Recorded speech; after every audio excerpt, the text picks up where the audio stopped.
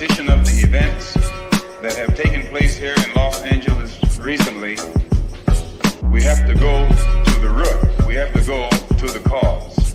Dealing with the condition itself is not enough. Dear Mr. Massa, I'm just trying to mind my own business. What's the matter? It's just another day, another black king captured. I'm about to lose my brain, stuck inside this ghetto rapture. I got a lot of smoke. If you want it, you can have it. They want a hat trick, but this is black girl magic. Ain't talking about the kind that'll make you disappear, but I'm talking about the power of the melanin within. Ain't looking for trouble, but I'ma say this one time. I put two dukes up if you try to touch mine. We still want justice for Samir and Trayvon. You say you don't see color, but racism ain't blind. They targeting little kids whose skin look just like mine. So I'm paranoid, it's a war zone outside. And I'm a black queen, so if you ask me to step out of my car, you gon' have to snatch me. Cause I ain't going no damn well. Had to spend my whole life living unfair. Ancestors got my back and they right here. You can never understand, it's a nightmare. Living in my black shoes by the black rules. You can keep your handshake, I don't dap coons. The white man will go nuts if he cash you. But you all on his side like a damn fool. Make it make sense. We are oppressed. Queen. We are exploited.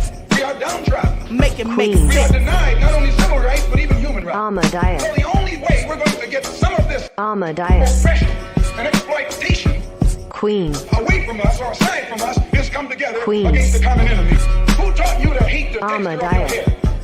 Who taught you to hate the color of your skin? Amadeus. Parents, pay attention to the books, the school system, even to your little children. Lies mixed with wisdom. His skin too bright, so he was blind to the prison. My skin just right, so I collide with division. You trying to pray to God, but we tired of religion. No savior saving, we got to save our savings. We used to pay miss, how we gon' make the slave rich? But who's to blame, and tell me why you complaining? We need a team effort just to rule the nation. Like a bad relationship, missing communication. We missing moderation. They're trying to get a poison to my population. No reparations, I'm getting tired of Satan. We are oppressed. Queen. I'm getting tired of waiting. We are downtrodden. Queen. We are denied not only civil rights, but even human rights. Amadeus. So the only way we're going to get some of this Amadeus. oppression and exploitation. Queen.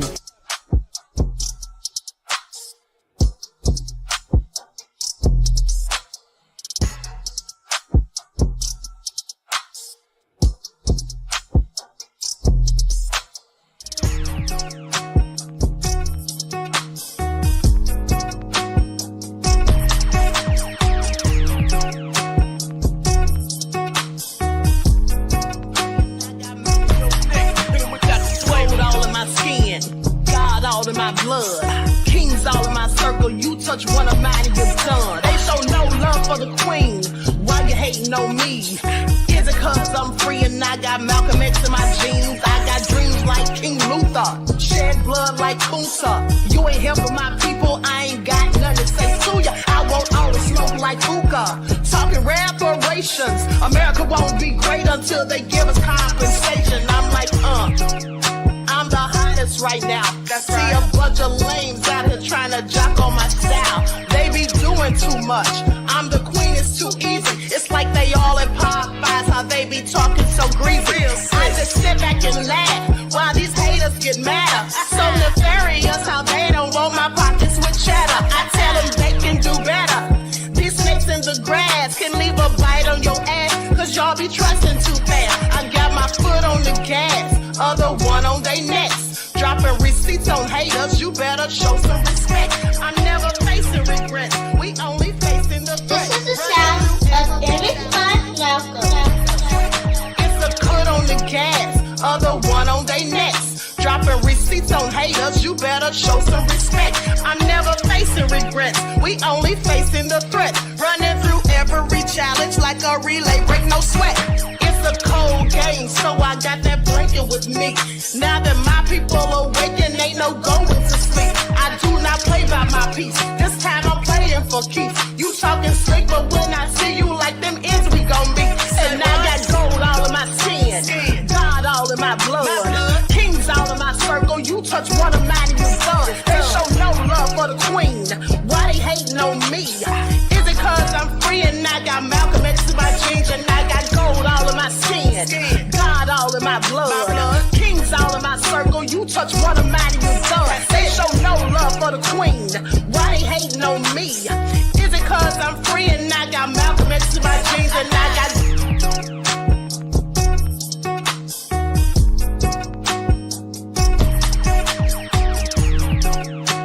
This is the sound of famous fun. All right. Hello, everyone. Thanks for tuning in once again to the original Queen NICKELODEON show. I'm your host, Queen NICKELODEON, and this is your morning wake-up call. Okay, so let's get ready to get into it. As you're coming in, please like and share this video. Subscribe to the channel if you haven't done so already. Be sure to click that notification bell and click the word all so you're notified each time the Queen Goddess goes live. Okay, don't forget to follow me on Instagram at Dr._AShakur, TikTok at Dr. AShakur, and Twitter at DGoddess27. And as per usual, if you don't like what the Queen is cooking, you already know what to do. All right, well, alaikum salam, Danielle, beloved. All right, Juju in the house, Bronze Flat Power God, Hundia, Nita's and Mike's World. Okay, Emperor Rex, I see you. Edward is here. All right, let's get into it. Timber Dan, 504 Nola in the house. Mr. Elevation, Nessie X, Rodney is here. Okay, Claudette. All right, Moonfae, I see you here. Okay, Buckhorse DC with his nefarious self. Queen Sam, Claudette. All right, shout out to my loyal royals in the chat. Hey, Aeon. Shout out to my moderators putting in work. I see you, Wavy, though. Jeff ATL, One Muscle Power. Shout out to you, beloved. All right, that's my ATL brother. Terry Hartfield is in the house. Let's get into it. Priscilla, I see you. It's also my best friend Priscilla's birthday today.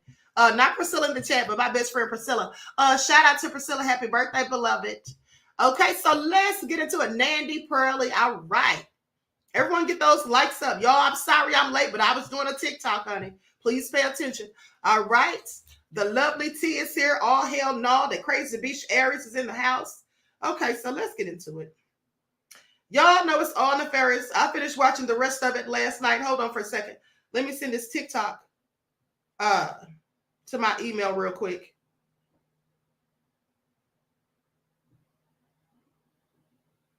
Okay. So I finished watching parts 3 and 4 last night of that docuseries. And when I tell you, it was triggering, okay? It was triggering. It really made me mad, sad. I had a myriad of emotions. And I was specifically upset about the fact that Brian Peck, the perpetrator who did these heinous things to poor Drake Bell, I was very upset by just hearing some of the things that he actually did to the young man that they didn't really get into. They didn't talk about much in the show because Drake didn't want to discuss it clearly, and I don't blame him. But they showed some of the court documentation. Some of the things that he did was just sick, okay? Now I know why the young man can talk about it. But so what I did was I did take the liberty of recording some of the audio for you guys, for those of you who missed it, okay? For those of you who missed it. It was absolutely deplorable, but I'm going to go to the TikTok that I did, and then we're going to get into it. Because I find it very sickening that people actually wrote letters in support of this man after he did what he did, okay, to a teenager. Absolutely sick.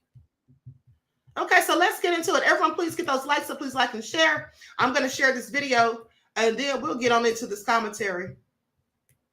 I'm not going live on the backup channel today, but I will be uploading some things on the backup channel. Okay, I'll be uploading some videos later. Hello, everyone. I'm Dr. NICKELODEON. The docuseries Quiet on Set really shows how people in the industry will absolutely cover up for predators and just turn a blind eye and act.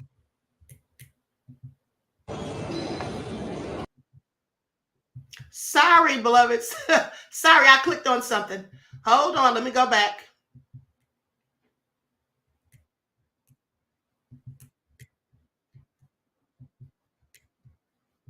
Hold on. There we go. I was trying to enlarge it and clicked on something that took me off of it. Okay, here we go. Likes up, everyone, please. Like and share. Thank you. We should have as many likes as we have people in the chat. Pay attention. Hello, everyone. I'm Dr. NICKELODEON. The docuseries Quiet on Set really shows how people in the industry will absolutely cover up for predators and just turn a blind eye and act as though nothing's going on and even blame the victims. Let's get into it. On the day that Brian Peck was sentenced, Drake Bell said there was a myriad of people from the industry in the courtroom with him, standing as a show of support. They even wrote letters to the judge asking for him to have a lenient sentence. This is absolutely deplorable. Can you imagine how Drake must have felt? And on his side, it was just he and his family. Absolutely nefarious. Please pay attention. One of the people who wrote a letter was Taran Killam from Saturday Night Live. And here's what he had to say. He says, I've seen the effects the situation has had on Brian, and I know for a fact that he regrets any mistakes made.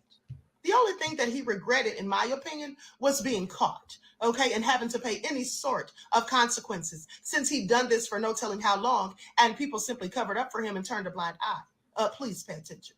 Alan Thicke wrote saying that he had a sincere and heartfelt vote of confidence in Brian. This is all just so sad. I mean, when these people are basically covering for this person, condoning their BS, taking their side, and going against the victim, aren't they just as bad? And aren't they a part of the problem? Aren't they, in fact, being complicit in the abuse of the victims? Well, I absolutely think so. But let's continue. Now, Joanna Kearns from the show Growing Pains, along with Alan Thicke, said that she felt like he was a good man who made a mistake. Now, in hindsight, she says that she based her decision off of misinformation, and had she known the things that she knows now, she never would have written the letter. Well, I don't believe her. I think she knew exactly what he did. See, it's easy for these people when they get backlash, or for when the truth really comes out and everybody sees it, it's easy for them to just backpedal and say, well, I didn't know exactly what all happened. I didn't know what transpired. But the thing is, shouldn't you have done your due diligence and found all of that out before you caped for them, before you gave them your support, and then went against a victim? This is all so crazy as far as I'm concerned. I don't believe her. I think she knew exactly what he did. She obviously knew that he did something wrong, because she said he was a good man who made a mistake. Please pay attention. Brian Peck was very calculating in what he did. He was very strategic. He, first of all, got Drake to stop his father from managing him. He then told him lies about his father, acting as though his dad was stealing his money and all of that, because he knew that the father was on to him. The father had noticed long before all of this transpired that he was not to be trusted. He even told Drake's mother to not ever have Drake around him alone in private where he's unsupervised, because he knew, he could see it.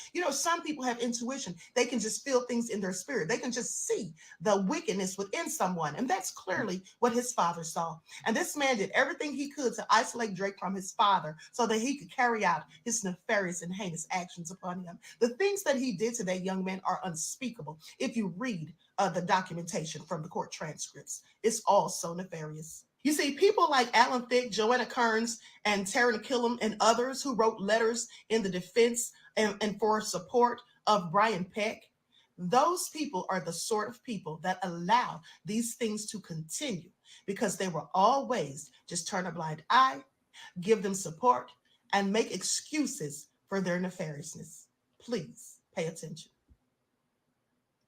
Yeah, it's absolutely sick and disgusting, okay, the things that he did. And he was given, at the time of the charges, he was given a $500,000 bond. So with that all being said, let's get into it. Everyone, please get the likes up. Please like and share. Thank you in advance. My thing is, the people who wrote letters for him, I believe they knew the whole story. I'm sorry, let me take this off the screen. I'm preoccupied. I think the people who wrote those letters, in fact, knew exactly what he was charged with. I think they absolutely knew at the end of the day.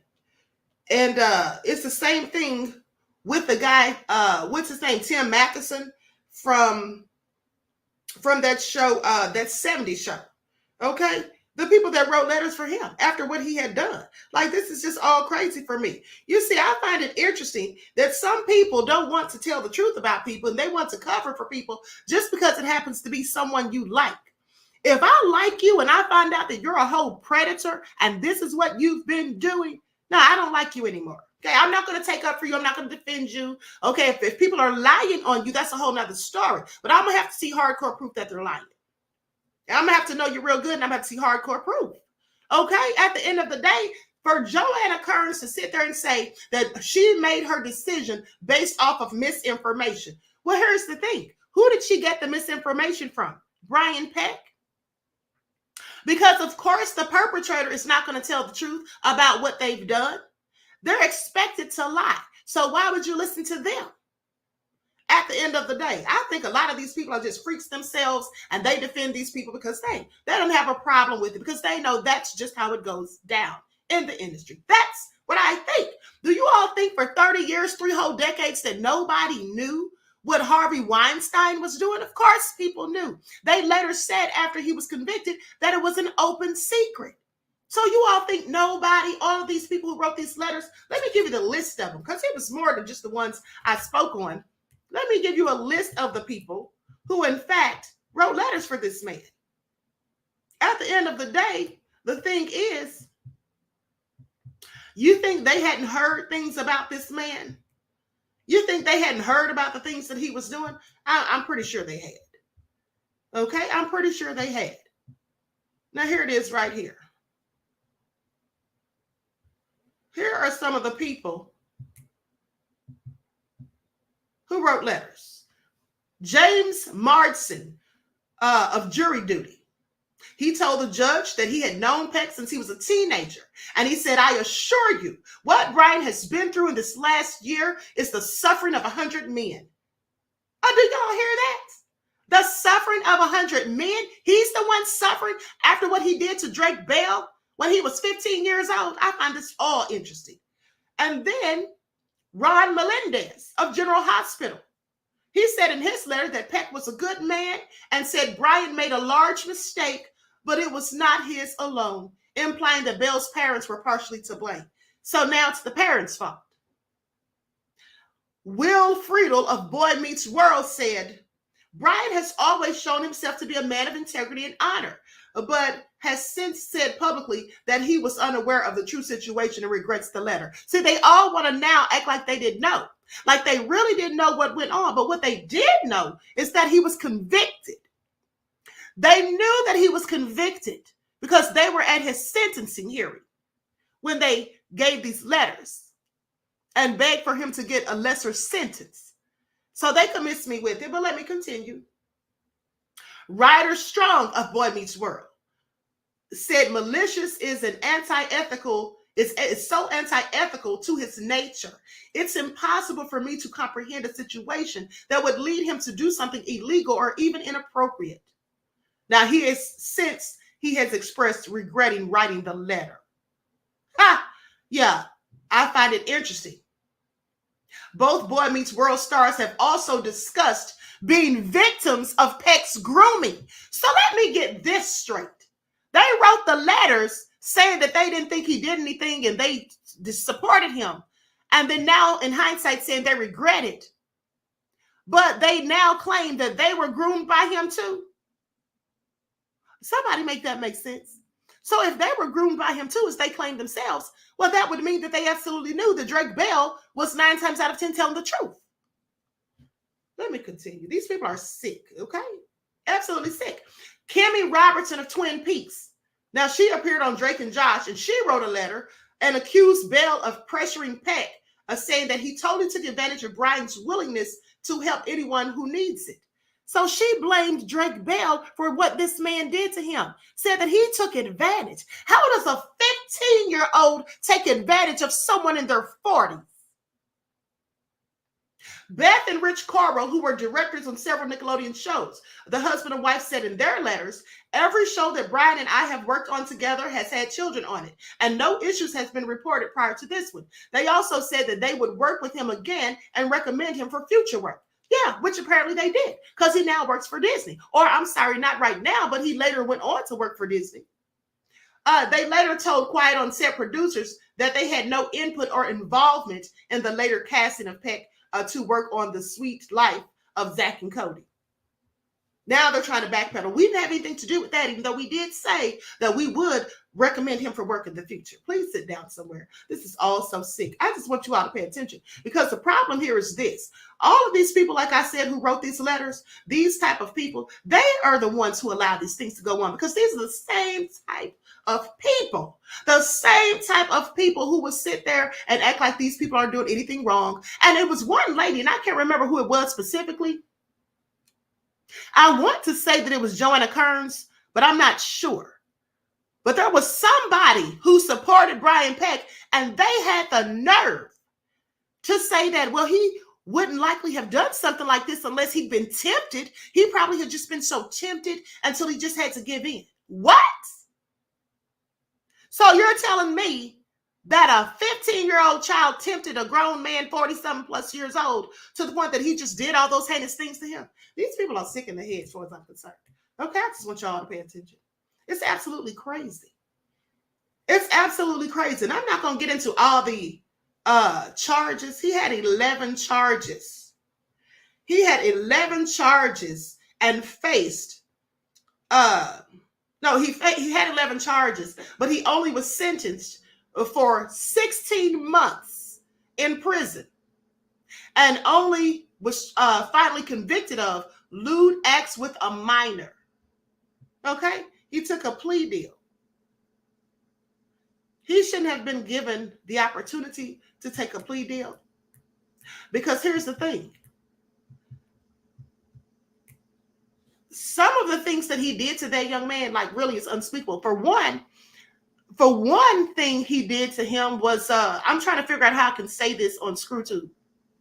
One of the things he did to him was he inserted something. He injected something somewhere on that young man. And I'm not talking about a body part. He injected or inserted a foreign object into that young man somewhere on his body. I'm sure y'all can figure that out. That's what he did to a 15-year-old who was defenseless.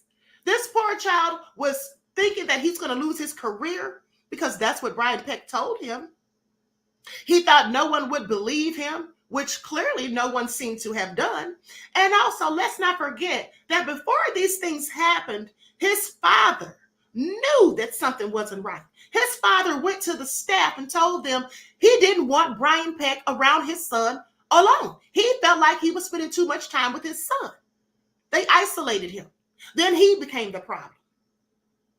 And then to make sure, after he realized that Brian Peck, after he realized that, Drake Bell's father was on to him, he then went on to drive a wedge between he and his father, lying, telling him that his father shouldn't be his manager because he's stealing his money. He even hired a lawyer, to check the accounts.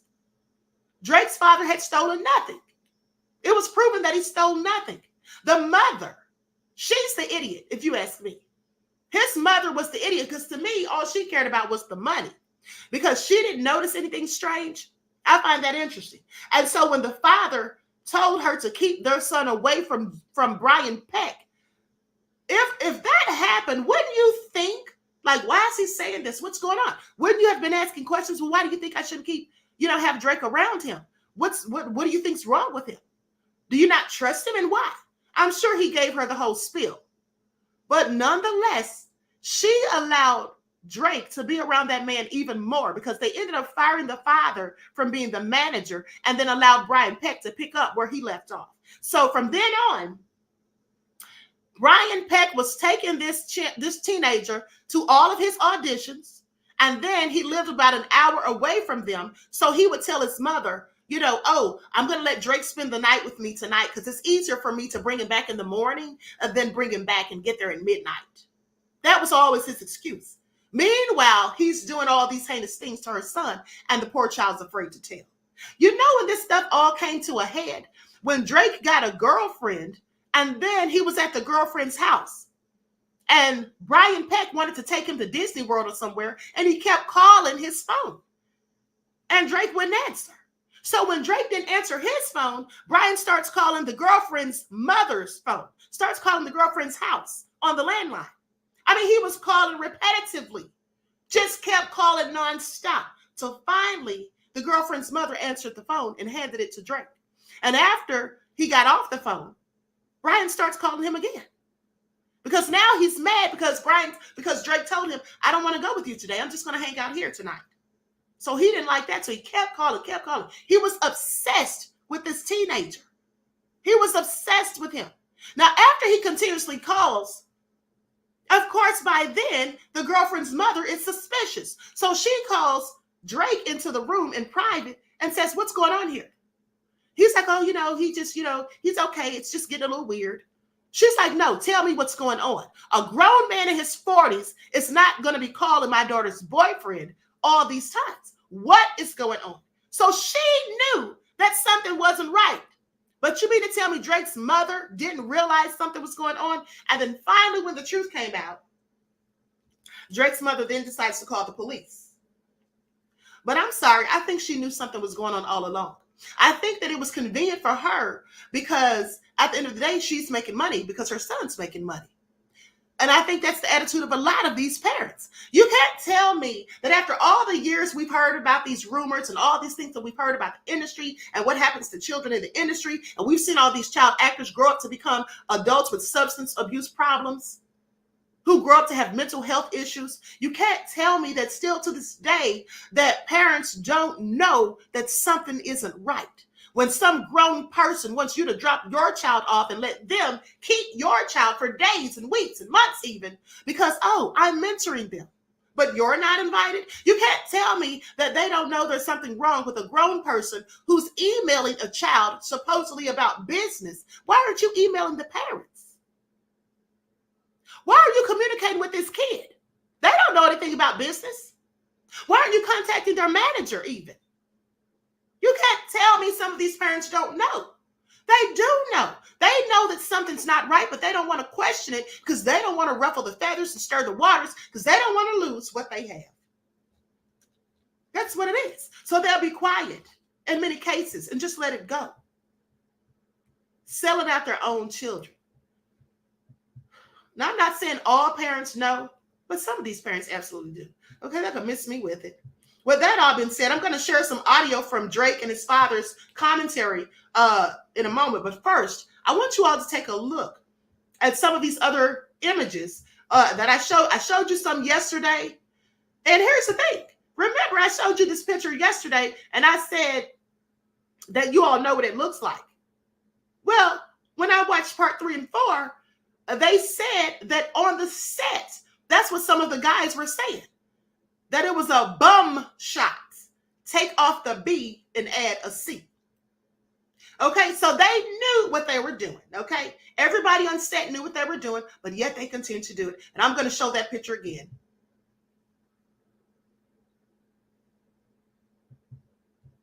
That's what they were saying, okay? Now, I'm going to show you some more screenshots from what I took last night when I finished watching. And just notice how all of these things have inappropriate, just gives you inappropriateness, okay? Pay attention. Now, as you can see, the girl in the yellow has something hanging out of her mouth, and then they have the other girl holding 2 melons.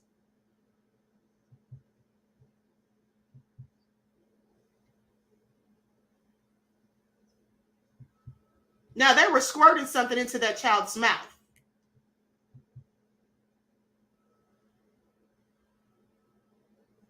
Why do they have this grown man massaging this child's foot? And in the show, he says, oh, they're very, very soft.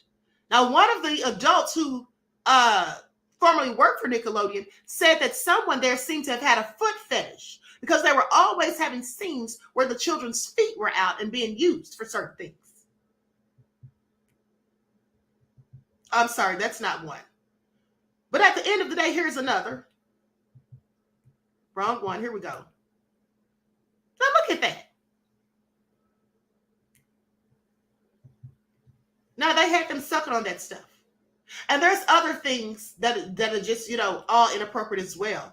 And here they had Brian Hearn wearing a wig.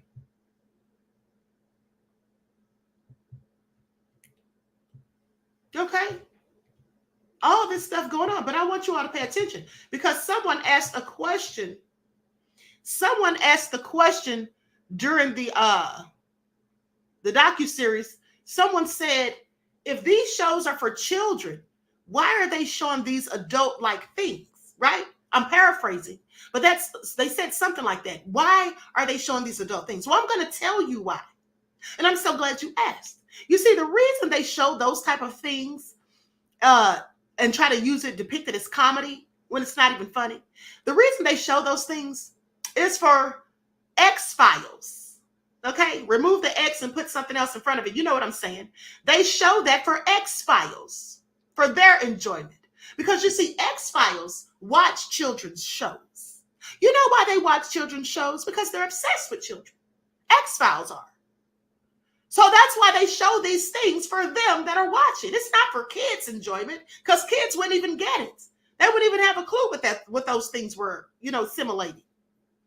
But it's for grown folk who watch those shows, okay, with nefarious minds. That's why they do it.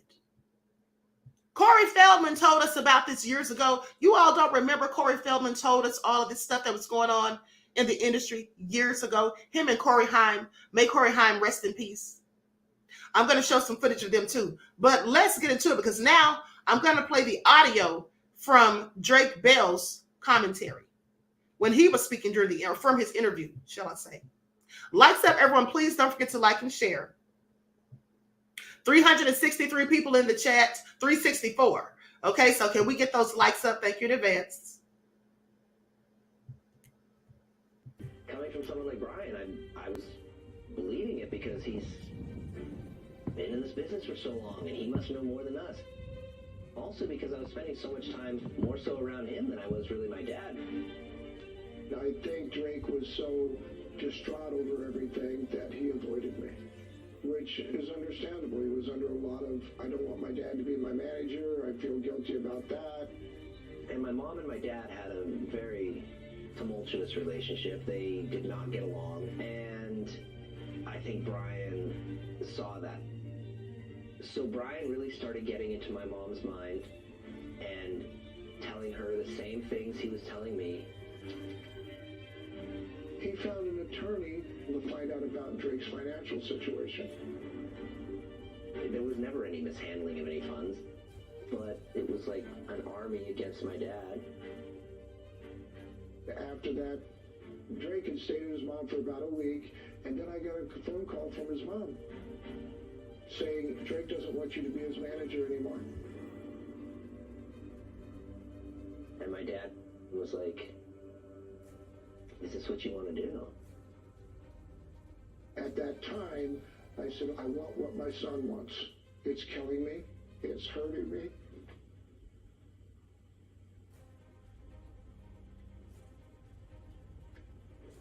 It's breaking my heart, but I want to do what Drake wants. So I said, okay. Our relationship was just completely eviscerated. I think he felt like he was going through the divorce with my mom all over again and fighting for me again, just like he did when I was 5 years old, Oh man, this will make me cry thinking about it like that.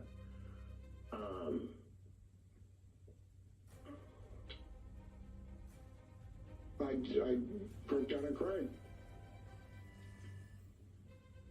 I knew that was going to sever me and my son's relationship, and that I wouldn't be seeing him. And it wasn't like he was 5 years old where I could say, give me my visitation, because Drake was old enough to make his own decisions. So I turned her over, the bank account. I turned her over all kinds of paperwork that she needed to be able to handle Drake's career.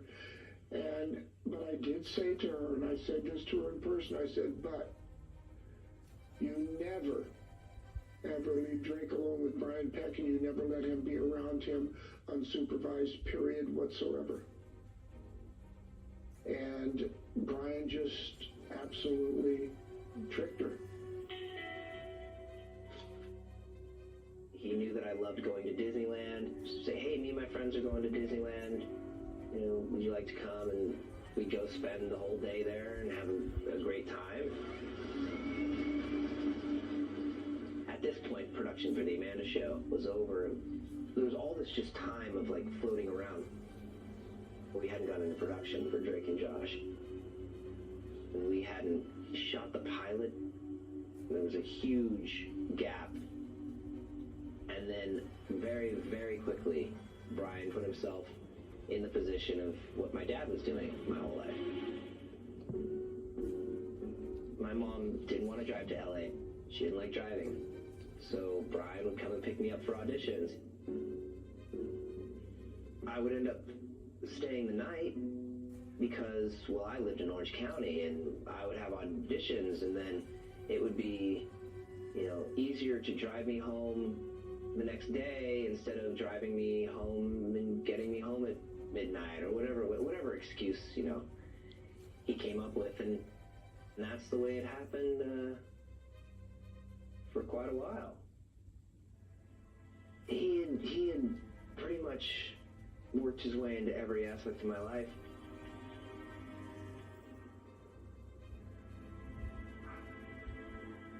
Everything changed with Brian one morning.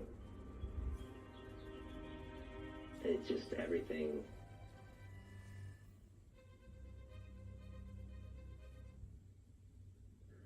I knew that my life was going to be absolutely, completely different from that point on. Okay, so you all heard that. The man was clearly manipulative, okay, and was doing everything he could to get that young man off to himself. But hold on, there's more.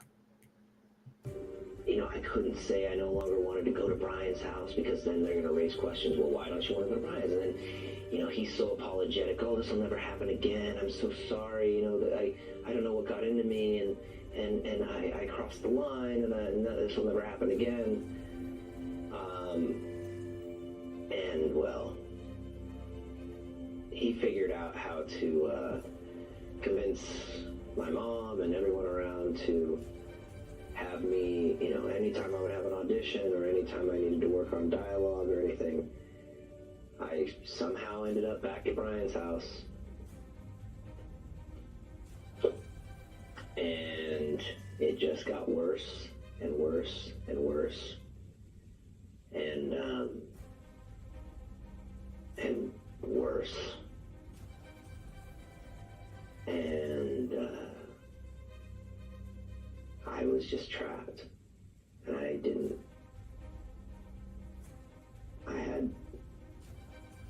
I had no way out.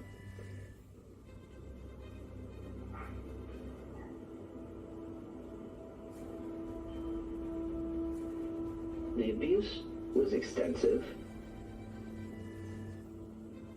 and it got pretty brutal. Pretty brutal.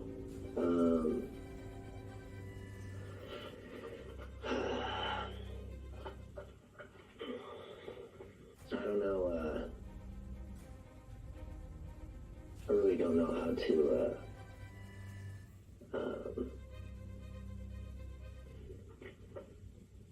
elaborate on that on camera, really.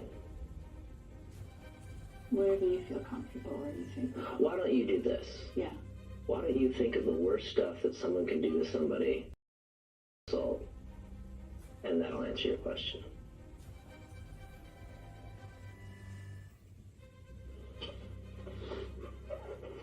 I don't know how else to put it.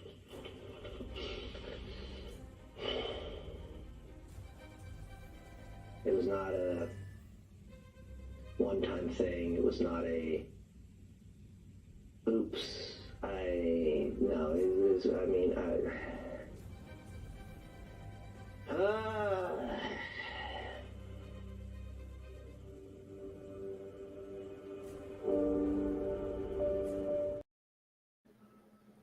That was really sad to listen to.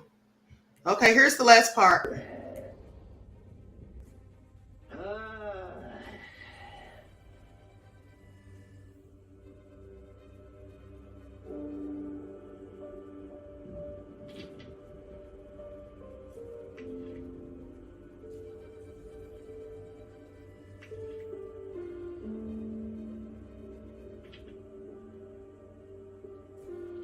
I often look back at that time and wonder how in the world I survived.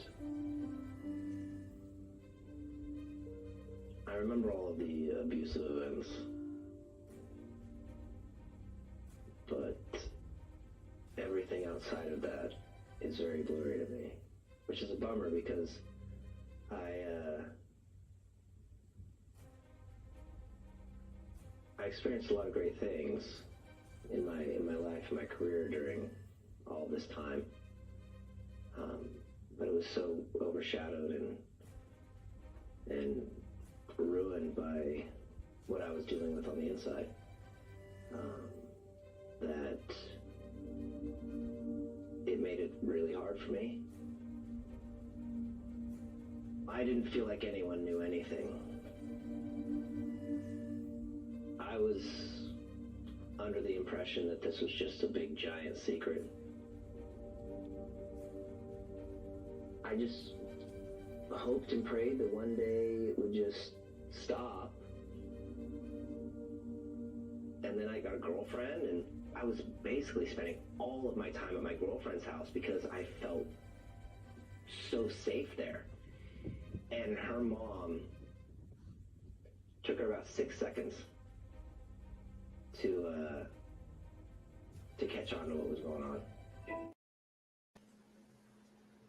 Okay, so he said his girlfriend's mother took about 6 seconds to catch what was going on. So, but his own mother couldn't. I just want you all to pay attention. That was hard to listen to. Like I said, the young man really is still traumatized and will likely be traumatized for the rest of his life. All of those kids were. And hold on. Now, I wrote down some of the things that some of the adults who were on those shows back then, what they said. Giovanni Samuels, let me put her picture up, then I'm going to tell you what she said. Lights up, everyone, please like and share. That's Giovanni Samuels. She said that she struggled with self-esteem and beauty standards and didn't feel accepted.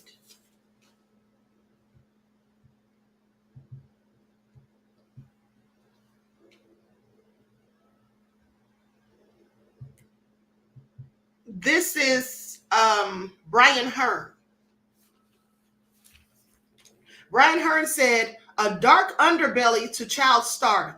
Children are someone's money sign or dollar sign when they show up on set. No one's talking about mental health or taking mental health seriously. It's completely unfortunate.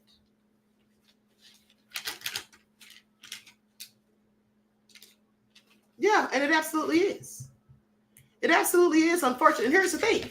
I actually put the, hold on, let me see if I can pull that up real quick. Everyone, please get those likes up. Please like and share. Thank you in advance. I don't know if you all noticed, but in the thumbnail, I put the pictures of these, of the stars of those shows then and now. Hold on for a second.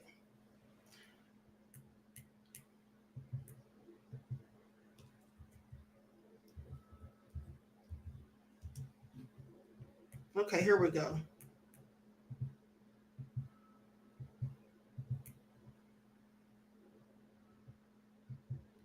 Almost done. Hold on, beloveds.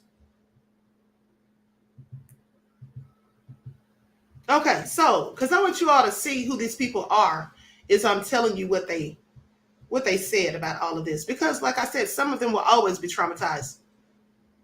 Okay, that's them there. Now, Leon Frierson. Leon Frierson is the black guy in the front next to Ariana Grande. Okay, that's him when he was a child, and that's him as he looks now. And what he said was, mental health counseling is basically needed. Okay? He felt like with the things that they went through, that many of them need mental health counseling. And then Drake Bell struggled with alcohol issues. He said that he had bouts of sobriety. And you can see Drake at the top next to Brian Hearn. That's Drake then and now. And he basically said that, you know, his life spiraled out of control, that he had demons, that he hit rock bottom. He went through bankruptcy. He owed $581,000. He lost his house.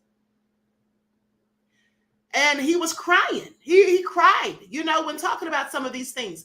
He basically also said that he went to treatment. He went through treatment and grief therapy. having bouts of sobriety.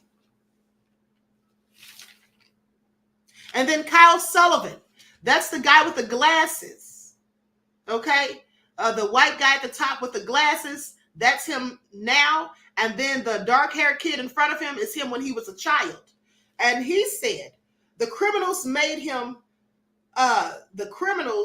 basically made him cynical about the power dynamics. It was a toxic environment, and the show just kept rolling. It made him trust people less because he didn't feel protected. None of these children did. And Amanda Bynes, we all know what happened to her. She's been having mental health issues. Ariana Grande, they talked about some of the inappropriate scenes that she was in. And then at the bottom, next to Ariana Grande, the lady right there is Alexa Nicholas. Then and now. And Alexa Nicholas, if you remember, on yesterday, I showed you the video where she was out there protesting Nickelodeon Studios in 2022. And she also said she didn't feel protected. A lot of these things that went on were inappropriate, and a lot of these things were seen by adults. And Dan Schneider, who was later fired, but he said that, in which I already knew this, and I'm sure you all did too, he said that the things that he did, you know, those skits and the different images that he had allowed on there and different things that were clearly inappropriate, he said that it wasn't just him. He said other people gave the sign off on those things, which I told you all that. I told you all that because it's not just one person that makes this decision. It's many people looking over these things and saying, hey, it's okay. So when Nickelodeon comes out and makes this statement, acting like they didn't know what was going on, like they didn't know all of this or any of this was going on, they're lying. They absolutely knew. Okay? Because some of these things they signed off on. And at the end of the day, the people who they hired that were predators, which we found out, and some of the cast members found out later, well, did they know these people were predators to start with? I think they possibly did, because I guarantee you that Disney knew that Brian Peck was a whole predator when they hired him after he got out of prison, having served 16 months for a conviction and having to register as an SEX offender. Okay? So they can miss me with it. Everybody trying to act like they don't know, they didn't know this and that, trying to play all innocent. You know, at the end of the day, yeah, they knew. Everybody knew. Okay? Everybody knew as far as I'm concerned. But so, like I said, Cory Feldman told us this long ago. And here's the thing that I thought was interesting. So Drake Bell was actually accused of being inappropriate with a child, with a minor. Drake Bell. Now, he came out and explained it, and I read over the information, and I think, it's my opinion, that they were basically trying to put this out there because the media clearly distorted the story. And I think they did this to him because he spoke out. That's my opinion. But I'm going to play the video of what he said about it. Hi, I'm Drake Bell, not Drake Campana.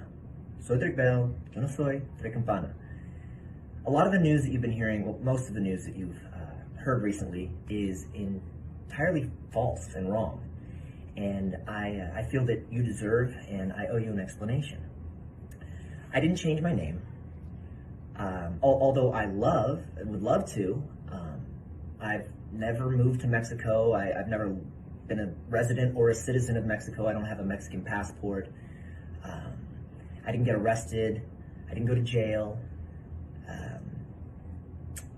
I know that this has moved very quickly for you, but for me, it's been a 3-year thorough investigation into every false claim that has been made. And it's not me telling you that the claims are false, but the state of Ohio has proven the claims to be false. If these claims were remotely true, my situation would be very different. I would not be here at home with my wife and my son.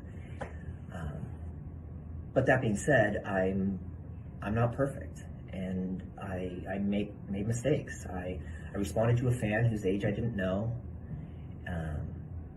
Yet when I became aware of their age, all conversation and communication stopped. And this individual continued to come to shows and pay for meet and greets, and all while I was unaware that this was the same person I was communicating with online. and that's what I pled guilty to. You know, it was reckless and irresponsible text messages. I want to make clear that there were no sexual images, nothing physical between me and this individual. I was not charged with anything physical. I was not charged with disseminating of photographs or images or anything like that. This is strictly over text messages. And when I was presented with a plea deal, because of the messages, I felt that it was the best way to get this over quickly and for everybody involved to be able to move on and for me to get back to doing what I love, and that's making music for you. And I want to thank you for, to everyone who saw through the lies and did their research and looked at my case and saw it for what it was instead of through all of this media confusion. Don't believe the media right off the bat. You know, it's a lot of clickbait. Do your own research and come to your own conclusions. And I just want to say thank you to all of you. I want to for sticking by me, and I love you. And I will see you soon. Okay, so with that all being said, the media clearly lied on him, because I read some of the stuff they said until I looked further in. It said that he was sending images, of himself and all this and that, and just saying all this stuff. And none of that was true. None of it was true. He sent text messages to a fan. He didn't know the fan's age. And at the end of the day, all of this was proven in court. But the media was lying and painting a whole narrative. And I think they did so because he spoke out against Brian Peck. And Brian Peck is connected to some very powerful people. Now and that's why he got 16 months. And R. Kelly has like a 30-year sentence. Okay, please pay attention. Now, another thing is, you know that the media lies, because I read to you the proof that TMZ lied yesterday when Alexa Nicholas went down there to Nickelodeon Studios with all those people to protest about the predators that they hire. Okay. TMZ reported that she was down there to complain and protest about a hostile work environment. Okay. And they didn't even want to show the interview. They spoke to her for like a minute, according to reports. So basically, they lied. TMZ covers for this type of behavior, in my opinion, because I remember Isaac Cappy, who spoke out about these same things. And as I told you before, I spoke to Isaac Cappy myself. Okay. And the things that he told me are very similar to these things. And Isaac Cappy said names. Now, when he started giving those names, TMZ, Harvey Levin, was quick to come out and discount and discredit him and say that he was crazy. See, that's what they do. They try to either put something on you and act like you're doing what you've accused other people of doing, or they're going to try to dig up some other dirt on you, or they'll say that you're crazy, or you just turn up dead. That's usually how it happens. And then sadly, in Isaac Cappy's case, both happened. They painted him as crazy, and then he turned up dead. And they said that he did it to himself. But Isaac Cappy told me that he would never do anything to harm himself and that he was receiving threats. Okay? I just want y'all to pay attention. I just want y'all to pay attention. Tom Hanks had Isaac Cappy deleted, says Magical Famous. I absolutely believe that he knew something about it. I told you all last week when I spoke on it about that post that he made about roadkill. Tom Hanks, that is. Yeah, I think he absolutely knew something about it. Okay? That's right. Terry Hartfield said change the narrative. Exactly. Trying to cover up their nefariousness. Yes, this is what they do. This is what they do. And so, like I said, they will try to blame the victim. I mean, let's not forget how they lied on Michael Jackson. Let's not forget how they lied on Michael Jackson, okay? And we're going to talk about that too. We're going to talk about that because I have some receipts on some stuff. But at the end of the day, here's the thing. Even when Michael Jackson was acquitted, they still tried to act like he was guilty. Oprah included. Okay? Lies were told. This is what they do when you don't go along to get along. All right? So the fact that they lied on this young man in the media, I wasn't surprised at all, because this is what they do. Please pay attention. But hold on. Let's go back to what Cory Feldman said once upon a time. Likes up, everyone. Please like and share. Thank you in advance. In 2008, the two Corys confronted each other on their reality show about the dark past they shared. You let me get around in my life, man, so to speak, when I was about 14 and a half, and I'm saying this right now. What'd you do, man, when you saw that going down when I was 14 to me? What'd you do? You knew about it. You want to talk about the truth? Okay, well, then let's talk about the truth. I was being molested at the same time by somebody else. What'd you do? I can tell you that the #1 problem in Hollywood was and is and always will be pedophilia. That's the biggest problem for children in this industry. The casting couch even applies to children. Oh, yeah. Not in the same way. It's all done under the radar. Nobody talks about pedophilia. It's the big secret. And it's widespread? Oh, yeah. I was surrounded by them when I was 14 years old. Surrounded. Literally. Didn't even know it. It wasn't until I was old enough to realize what they were and what they wanted and what they were about and the types of people that were surrounding me till I went, oh my God, they were everywhere like vultures. Vultures who Feldman says abused him and his best friend, the late child actor Corey Haim, his co-star in The Lost Boys. Well, what happens if my mom is dating the head vampire?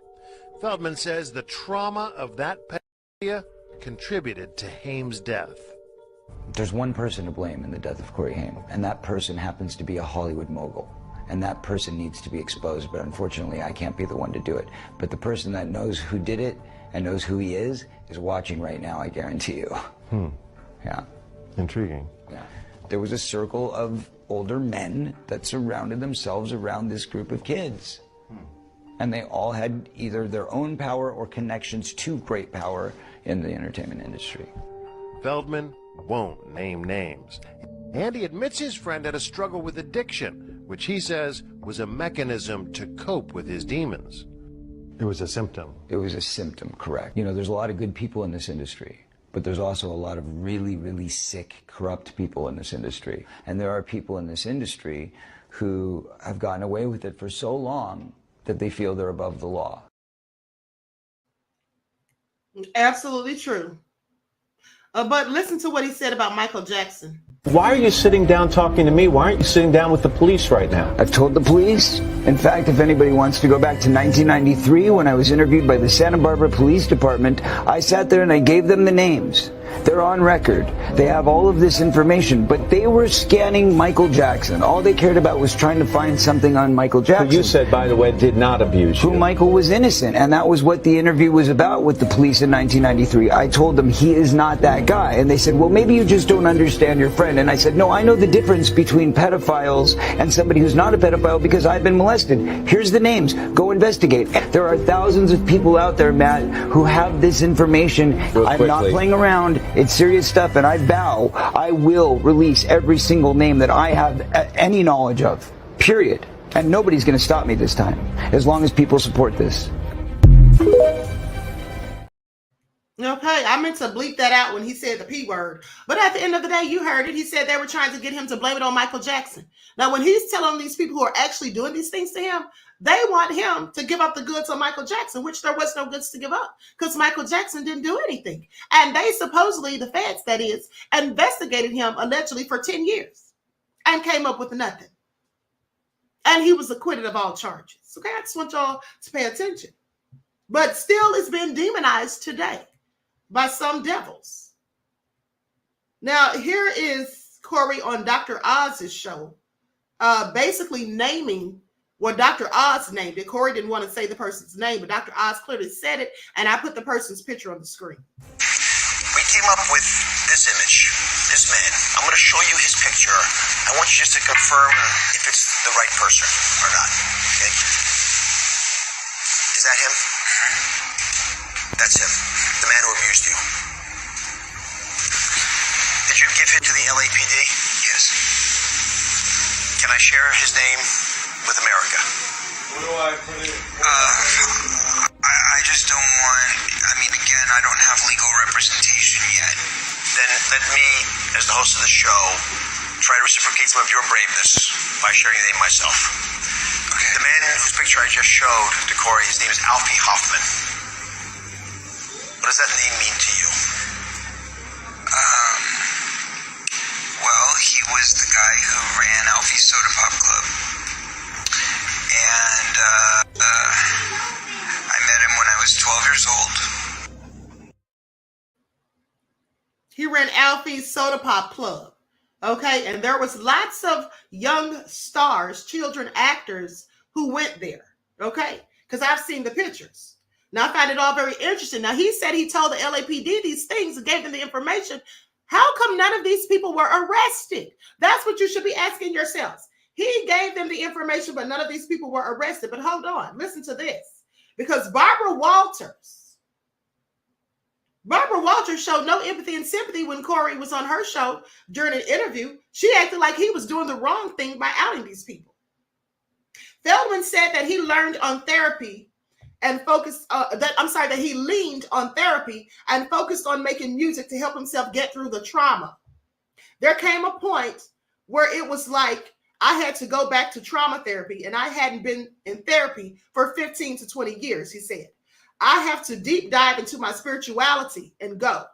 I'm not going to pay attention to the negative anymore. I need my happiness. I need my spirituality. I need my peace.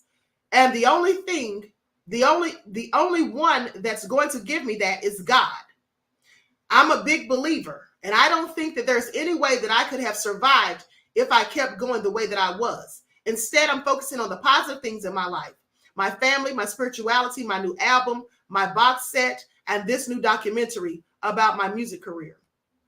Now, back in 2013, journalist Barbara Walters accused Feldman of damaging an entire industry. That's what she told him when he was sitting there telling her his truth, when he was telling her about the things that he had gone through, he and his friend Corey Haim, and that other child actors have gone through. She told him, you know, you're damaging an entire industry, right? That's what she said. As if everyone that was doing these things was more important. With his abuse allegations, when he made his appearance on The View, while he was promoting his memoir, Choreography. Okay, and that's what she said. I'm saying that there are people that were the people that did this to both me and Corey Haim. They're still working. They're still out there. They're some of the richest and most powerful people in this business. And they do not want me saying what I'm saying right now. Feldman and Haim had complained that they were passed around to X-Files, adding that they would throw these parties where you'd walk in and it would be mostly kids, and there would be a handful of adult men. They would also be at the film awards and the children's charity functions. Are you saying that there are X-Files? This is what Barbara Walters said. Mind you, she died in 2022. And that they're still in this business? Cory says yes. And that's what you're saying in your book. The View co-host Sherry Shepard chimed in. When you talk to parents, Cory, there are a lot of parents out there who want to put their kids in this business. They're cute, they're great actors. What would you say to a parent who just has the best of intentions coming here with their child? If you're saying there's a lot of predators in this industry. He says it's a many-feathered bird. Be careful what you wish for. That's what I'll tell you. Don't go into it with naivety. Don't go into it thinking it's all roses and sunglasses. And then Walters chimes in saying, you're damaging an entire industry. Cory Feldman apologized to her, adding that he was not trying to. He said, I'm trying to say that it's a very important, serious topic. I wouldn't have apologized to her. She should be apologizing to him. If anything, this is all crazy. But anyway, they later caught up to Cory. Moses Blackthorn says River definitely was a victim of Hollywood. Yes, I'm glad you brought him up. River Phoenix, okay, passed away at the age of 23. Yeah, I'm sure he was as well. Now, with that all being said, they caught up to Cory to ask him what he thought about the allegations that came out or not the allegations, so about the things that came out about Brian Peck, because they weren't allegations, they actually occurred. He was convicted of it, but the things that came out about Brian Peck in the new docuseries. So let's take a listen. What do you think about the allegations of Drake Bell from Brian Peck? I believe every word of it. We talked about Brian Peck in my movie. Oh, you talk about? Yeah, my truth. Hey, nobody believe you, right? When we put out my truth. Well, I don't know if they didn't believe me about Brian Peck. I don't think nobody believed anything about none of it. I think everybody believed it that got to see it. The problem was people couldn't see it because it was stolen, just like my voice was stolen when the film came out and they hacked it, sent a DDoS server attack, shut down the stream, took all the profits, and disappeared into the woods. So there you go. So I hope very deeply and dearly that this film is seen the way it's meant to be seen, and that it's, you know, streamed and the message gets out very clearly, because these monsters need to be stopped. They need to be stopped. And a guy like Brian Peck has been doing this for decades, and it's been reported widely many, many times over. Even when he was an actor? When he was an actor? Yeah. He was a voice coach. Oh, voice coach? Dialogue coach on 2.5 Men. Come on. We all know this.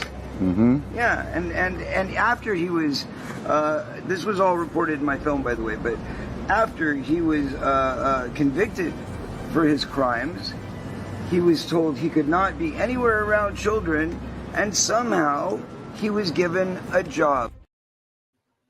Yeah, and somehow he was given a job by Disney, even though he wasn't supposed to be anywhere around children.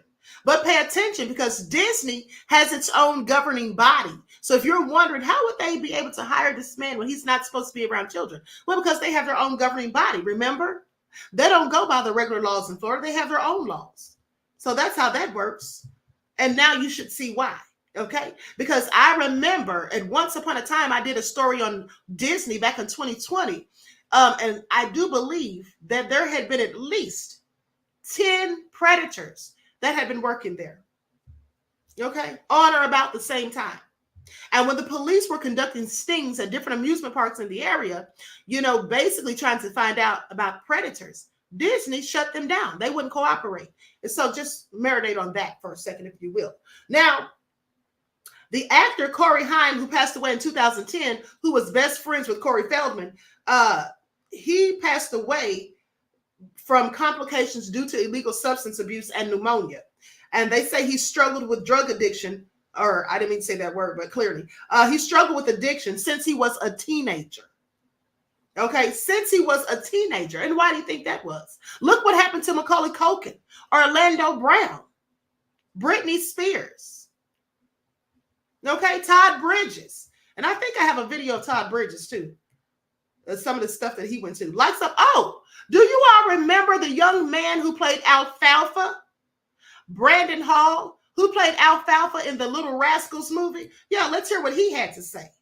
I wanted to just tell the truth. And the truth actually took some time for me to work out. Yeah, so I grew up in Texas, a normal kid.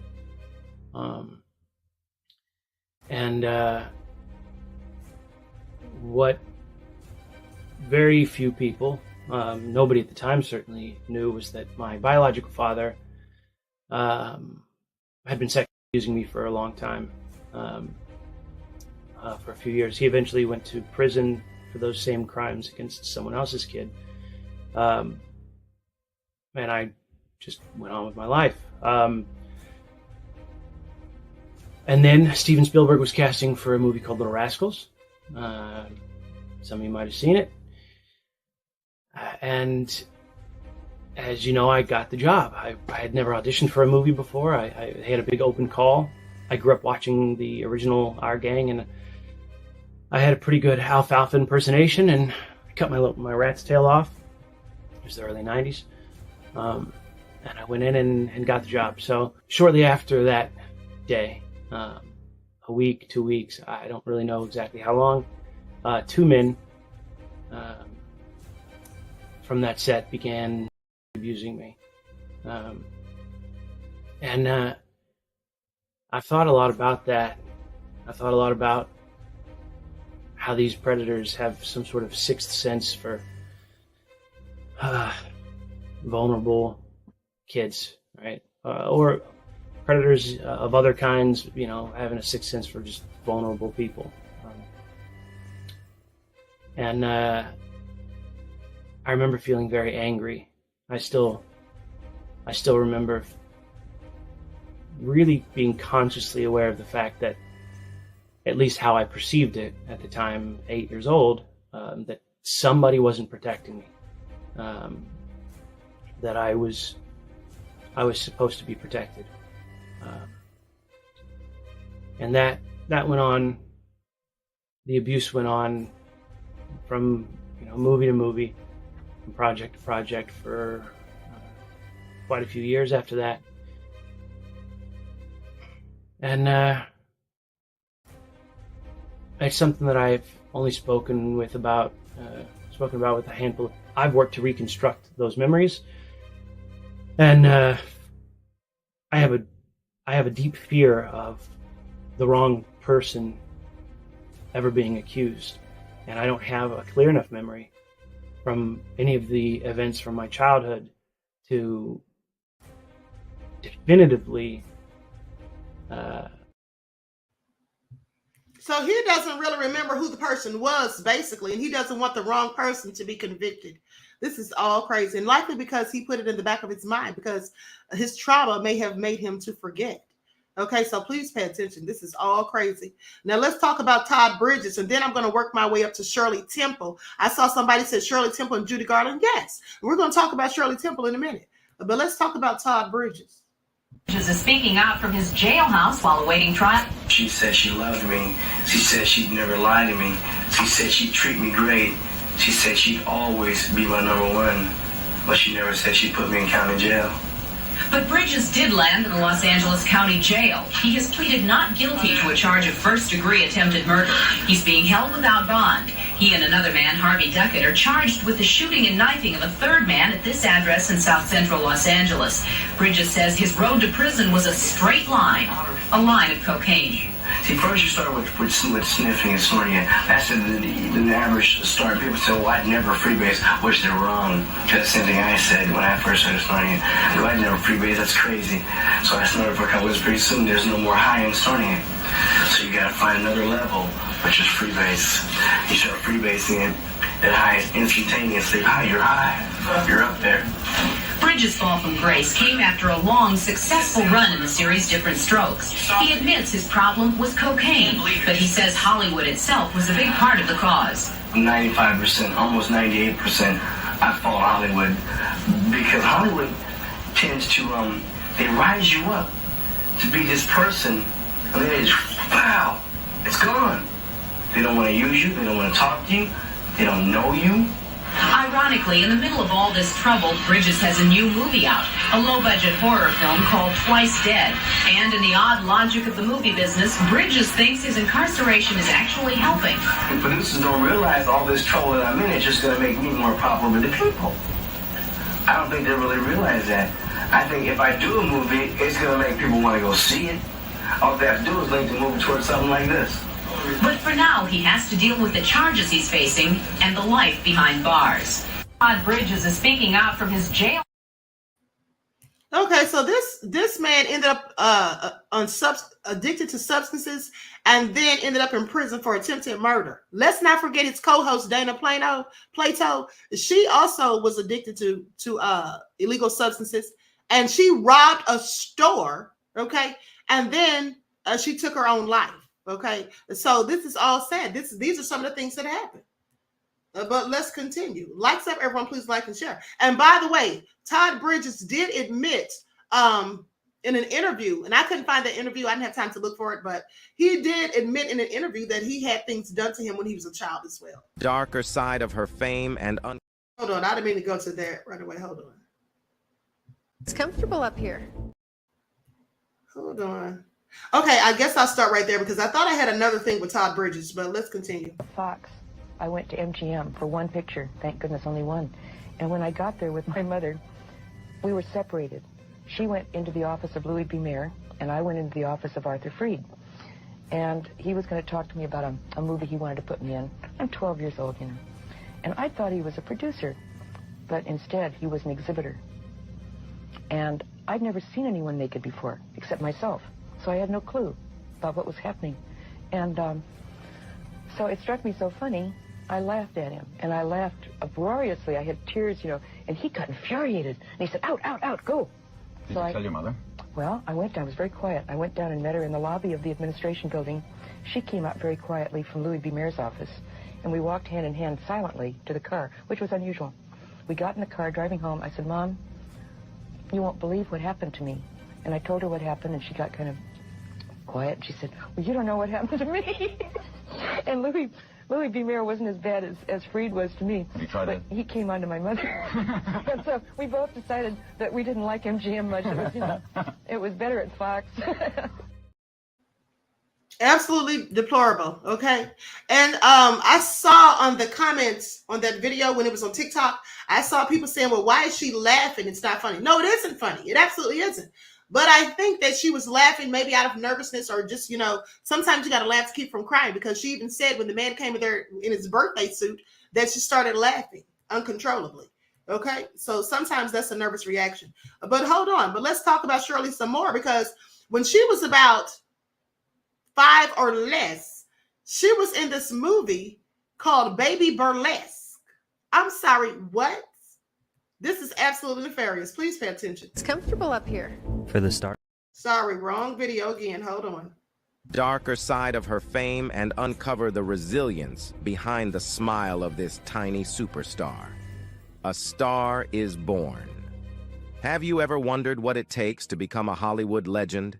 For Shirley Temple, it all began in the sun-kissed town of Santa Monica, California.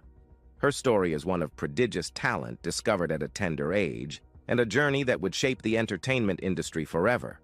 From the moment she could talk and walk, Shirley's parents, George and Gertrude Temple, noticed something extraordinary in their daughter.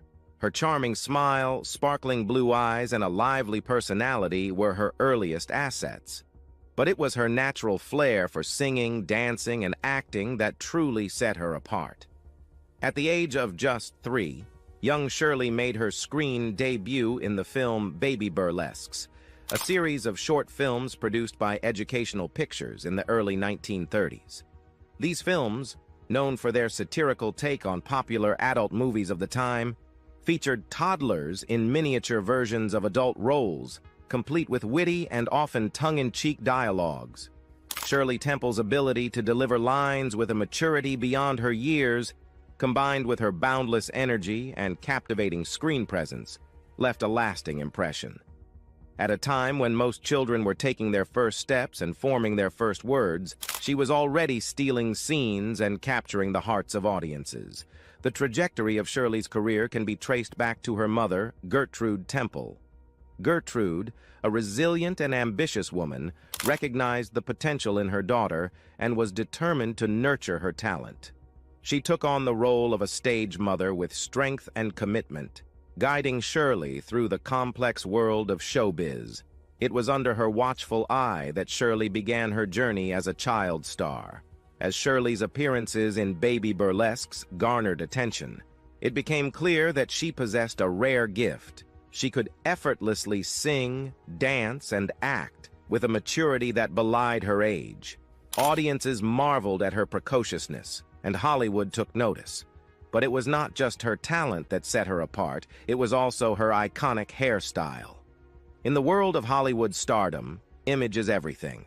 And when it came to Shirley Temple, her image was carefully crafted, down to the very last detail.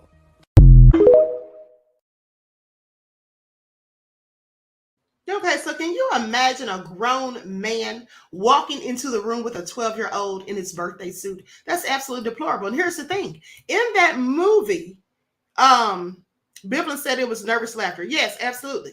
Okay, Miss Evie says John Benet Ramsey. Yes, absolutely. Okay, glad you brought her up.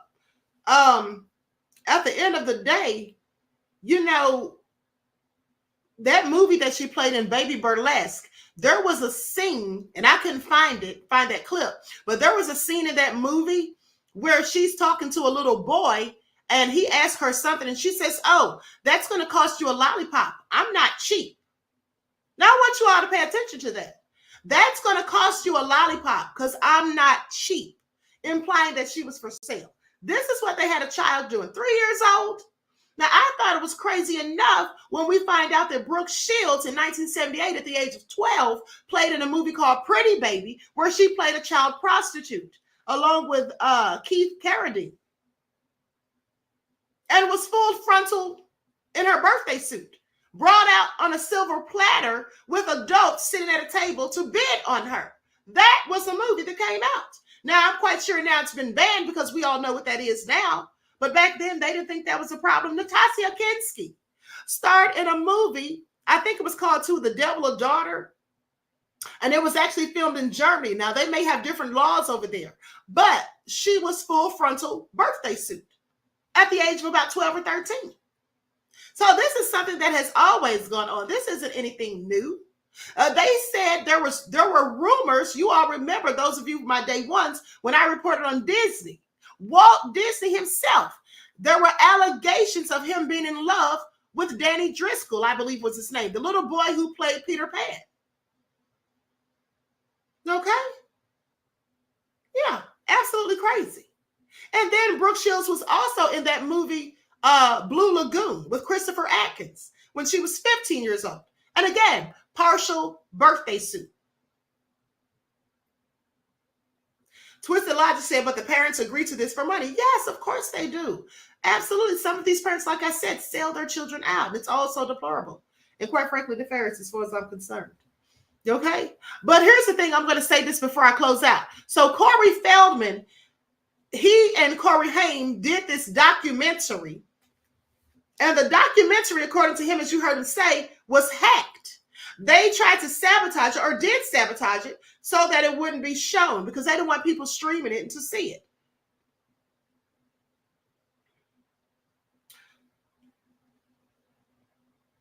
Likes up, everyone. Please get the likes up. Thank you in advance. Okay, so Cory Feldman says that the rejection of his self-financed documentary titled My Truth, The Grape of Two Corys, in which he shared allegations of the abuse that he and his late friend Corey Haim endured. I'm sorry, Corey Haim wasn't involved in this. It was just Cory Feldman. But he did talk about Corey Haim. That they endured as children left him with post-traumatic stress disorder. Okay, and he said that it was hacked, that the servers were taken down or something like that. And then it said that people paid for it. Okay, users who paid for access got a notification saying access forbidden right now. That's what they got. And then Feldman hosted a live screening in LA and pushed the film back for 15 minutes. Now, the film never streamed, and he blamed it on hackers, blamed hackers for the technical difficulties. So they sabotaged it because they didn't want that out there. Okay, please pay attention. This is all so crazy. Miss Eva says, this is so sad, y'all. I pray the Most High gets these devils. Absolutely. Miss J said, PTSD is an epidemic in Hollywood, shaking my head. I bet it is. I bet it is. So with that all being said, I'm going to conclude this broadcast. Okay. Everyone, please like and share. Thank you in advance, beloveds. I hope you all enjoy the rest of this beautiful day. Enjoy your strong end, not the weekend, leaving you in a weakened state of mind. Don't forget that I will be live on the spiritual channel at 3 o'clock. Okay, so please make sure you tune in. And I'll be uploading some things on the backup channel today as well. Okay, so with that being said, because we got to talk about Jonathan Majors. That woman is suing him again. Okay, Grace Jabari, she's suing him again. And then Boosie and Charleston White. Okay. Charleston White says he's calling the feds on Boosie. Please pay attention. So yes, I'm going to be uploading those things momentarily. And so until next time, beloveds, enjoy the rest of this day. Each one teach one. That's how we grow and thrive. Do something productive, constructive, but never destructive. And always remember to keep the Most High first in your lives. Peace.